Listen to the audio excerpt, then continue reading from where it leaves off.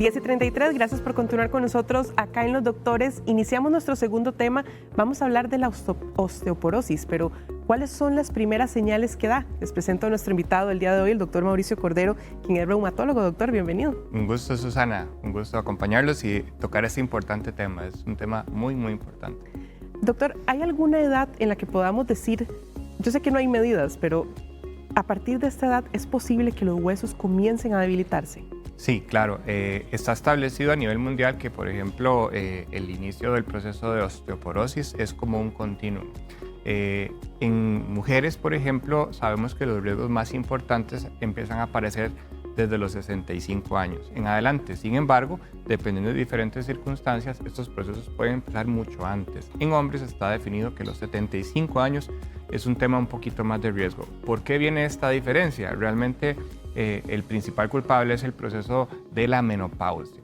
En las mujeres, la caída de los niveles hormonales, que se da más o menos entre los 45 y 55, favorece un proceso en el que los huesos en la parte interna se debilitan. Y eso empieza a nuevamente ser un proceso silencioso, es un proceso que nosotros no podemos percibir porque la osteoporosis no duele. Es importantísimo de aclararlo. Los procesos osteoporóticos no duelen.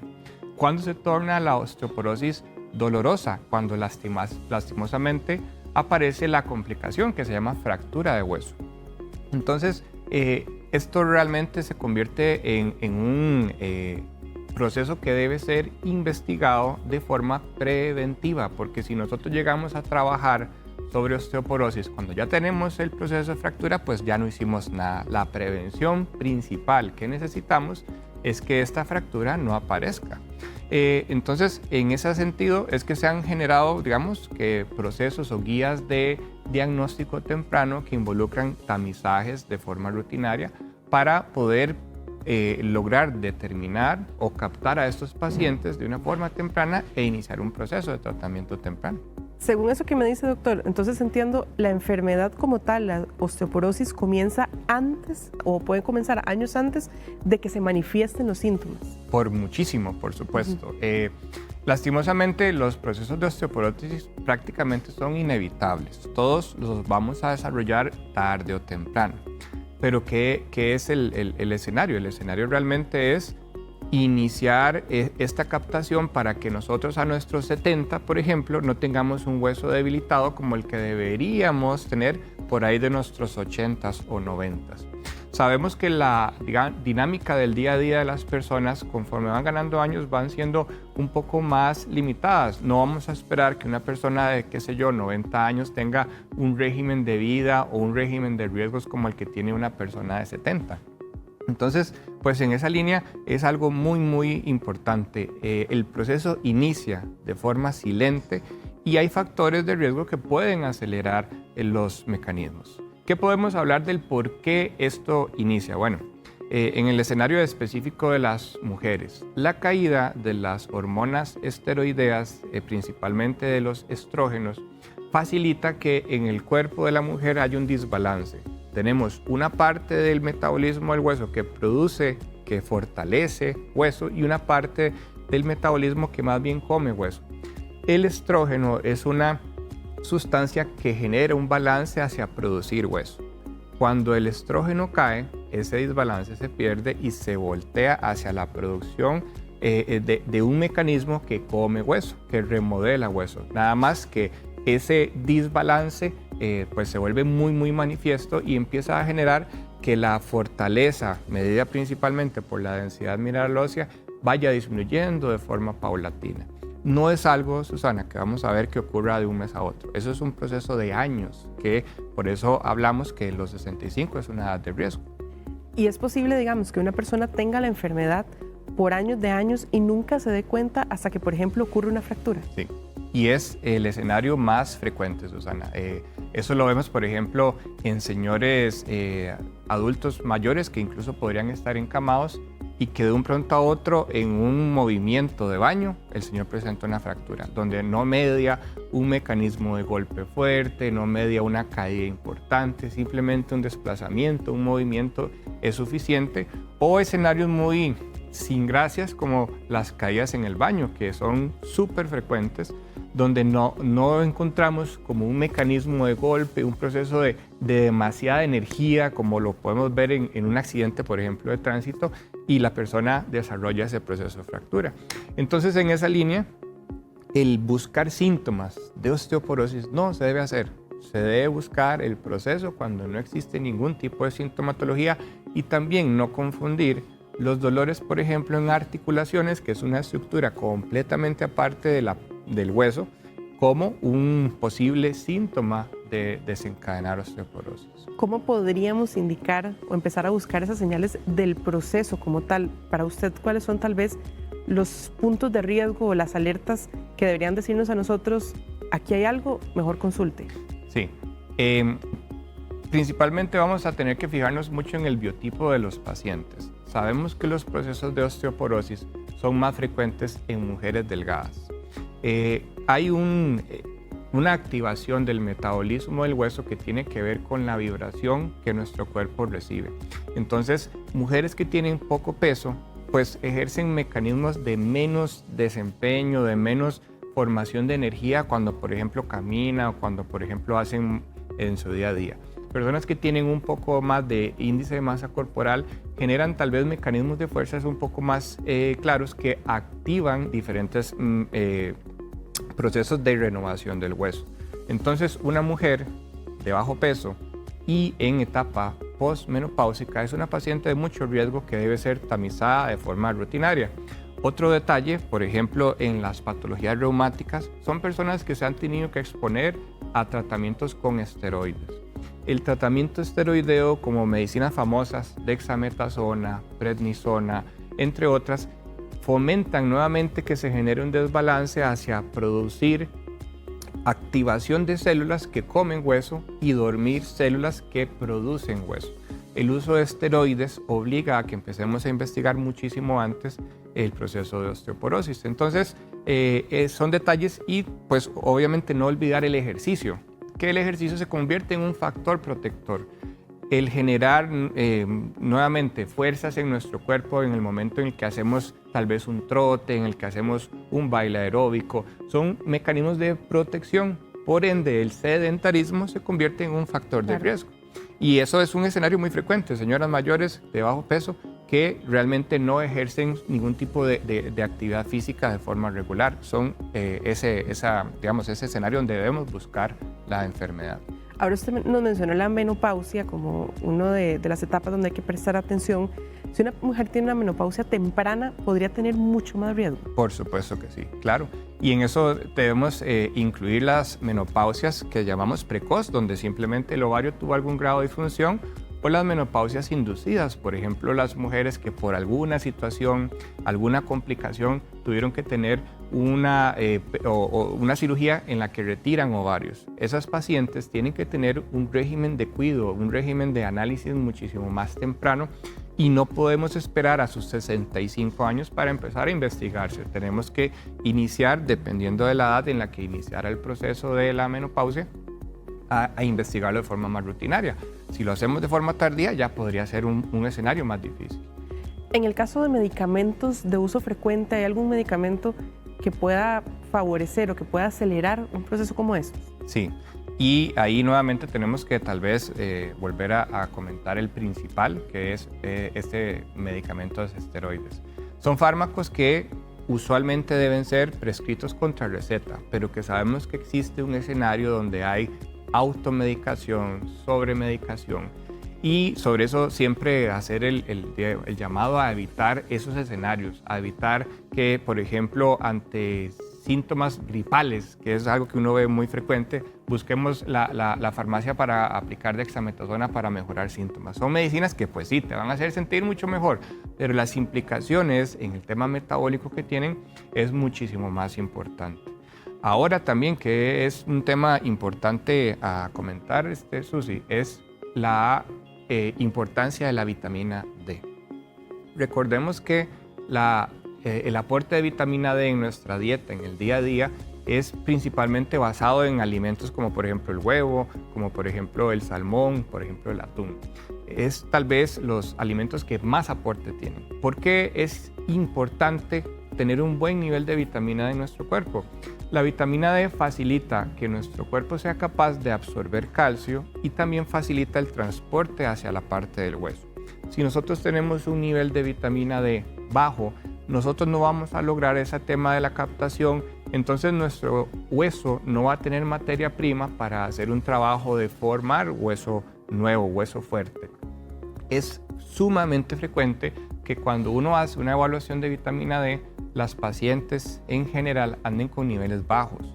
Y nuevamente, la suplementación es muy sencilla, realmente es muy eficaz para que logremos tener niveles de meta y que favorezcamos que nuestro cuerpo tenga cómo fortalecer a nivel de huesos esa dureza, esa fuerza.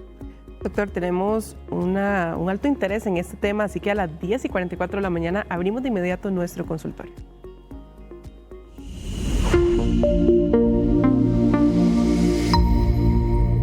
Vamos a involucrarlos a todos ustedes en este proceso de preguntas. Si tiene alguna consulta que le quiera hacer al doctor Cordero, la puede enviar a nuestro WhatsApp y también llamar al número que aparece en su pantalla. Dice, doctor, aquí por WhatsApp nos preguntan, ¿tiene que ver la osteoporosis con tantos calambres? La osteoporosis, nuevamente, es una enfermedad que no genera síntomas. El calambre puede tener una explicación de diferentes orígenes, como por ejemplo muscular, neurológico, pero la etiología de él no tiene relación con la parte interna del hueso. ¿Por qué la osteoporosis no duele? Porque las sensaciones del hueso están en la corteza, en la parte externa, y los procesos osteoporóticos se dan, digamos, que en la parte interna del hueso. Tal vez recordamos personas que tienen un reemplazo, en el reemplazo de, por ejemplo, rodillas, se coloca un pin dentro del hueso y esa persona no vive con dolor. La osteoporosis no duele por esa misma explicación.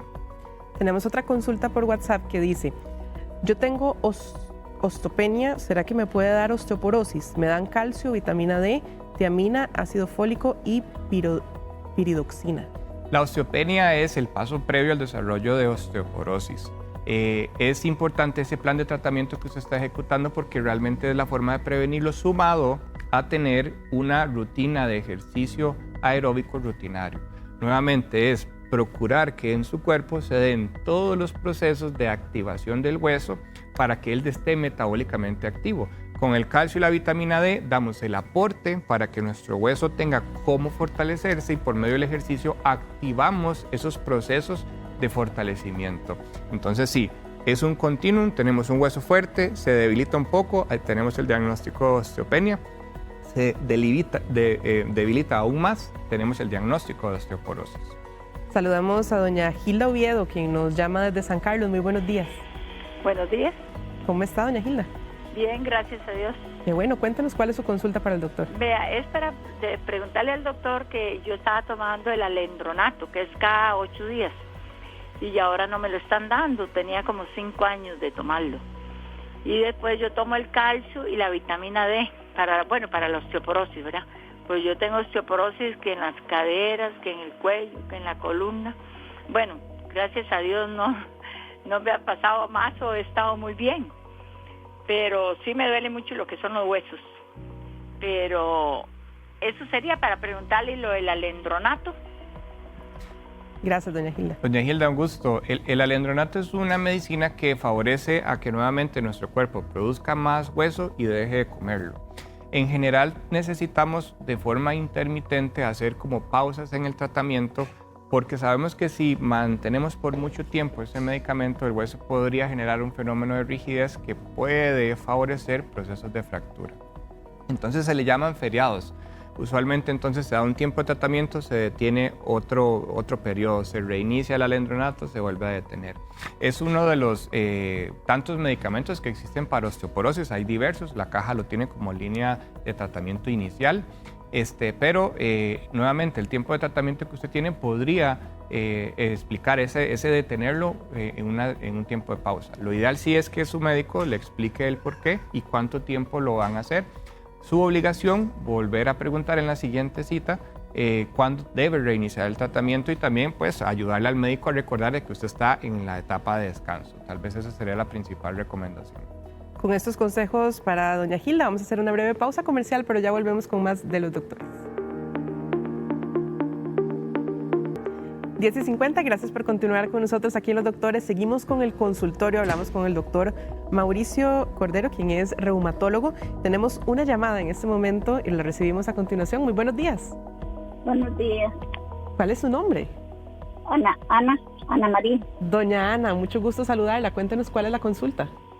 Quisiera preguntarle al doctor porque yo sufro de artrosis de rodilla, pero también he bajado de estatura. Antes pesaba 1,56 m, ahora peso 1,49 m. Yo practico ejercicio en piscina y todo porque soy gordita.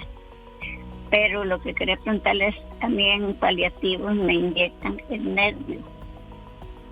Me han inyectado varias veces las dos rodillas. Y si eso afecta más para la osteoporosis. Realmente no hay una relación.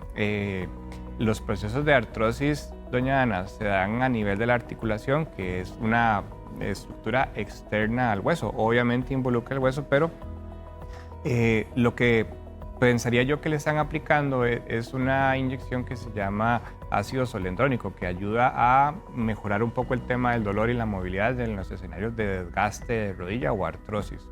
En esa línea, lo que está haciendo usted con el tema del ejercicio es fundamental, pero sí debemos aprovechar, habría que conocer un poco su edad y algunas otras características para recordar que la única forma que tenemos para saber si usted tiene o no osteoporosis es haciendo la densitometría ósea. Es un examen que se hace en rayos X en el que se mide la densidad de su hueso y se compara contra una persona joven. Y se ve cuánta cantidad de hueso usted ha perdido. Esto está completamente caracterizado y estudiado. Entonces, para saber si usted tiene ese proceso, únicamente ese estudio. Las inyecciones del tratamiento no les deben asustar. El ejercicio en piscina le puede favorecer activar el hueso y prevenir el proceso de osteoporosis. Y le invito a que no lo detenga, es importante que lo mantenga. Doña Sandra de Alajuela nos escribió por medio del WhatsApp y dice: salí con inicio de osteoporosis y he tomado calcio y vitamina D. Quiero saber si también debo tomar vitamina K.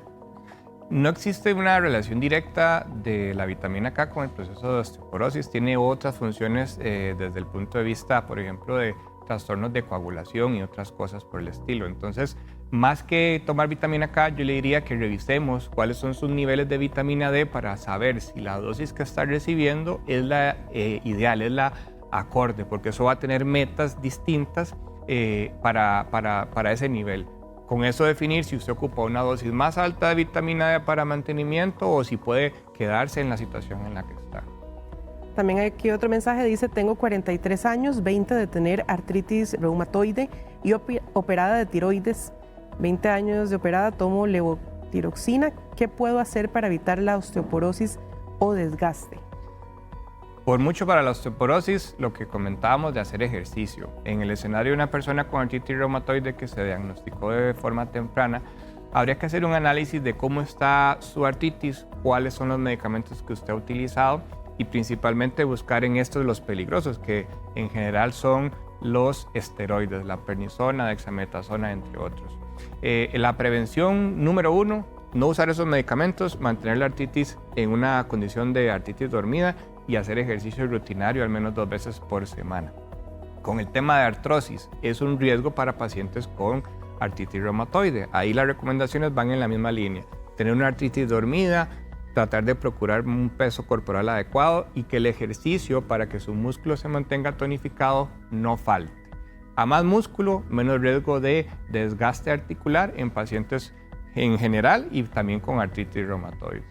Doctor, antes de irme quisiera hacer como aquí un combo de preguntas porque hay muchas sobre ese medicamento que usted mencionó.